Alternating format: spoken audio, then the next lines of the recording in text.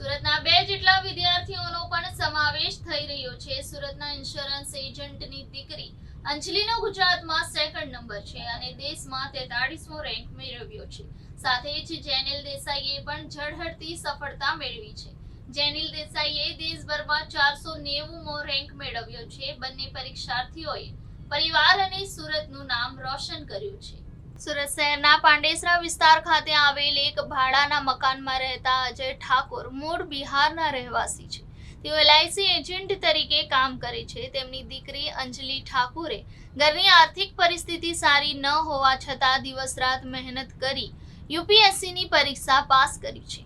કોઈ મોટા કોચિંગ કે મોંઘા મટીરિયલ વગર તેને લક્ષ્યની પ્રાપ્તિ માટે રાત દિવસ મહેનત કરી અને UPSCની પરીક્ષા પાસ કરી લીધી છે. એક વખત UPSCની પરીક્ષા પાસ થયા બાદ અંજલિ ફરી એક નહીં પરંતુ 2 વખત UPSCની પરીક્ષા આપી છે. અંજલિ પોતાના રેન્કથી સંતુષ્ટ ન હતી. તે IAS બનવા માંગતી હતી.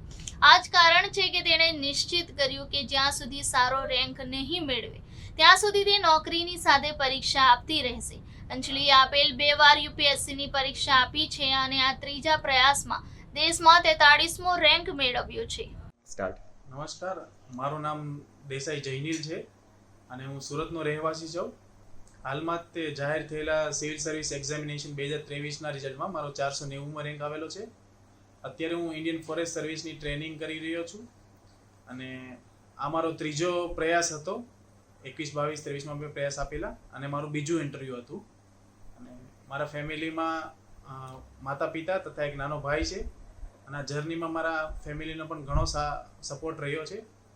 આ ઉપરાંત હું એક જ વસ્તુ કહેવા માગીશ કે કન્સિસ્ટન્ટ મહેનત અને જે પોતાની ભૂલો હોય એમાંથી એમાંથી જ તે સુધારવું, એ જ તે મતલબ એના લીધે જ તે કોઈ પણ એસ્પાયરન્ટ આગળ વધી શકે છે.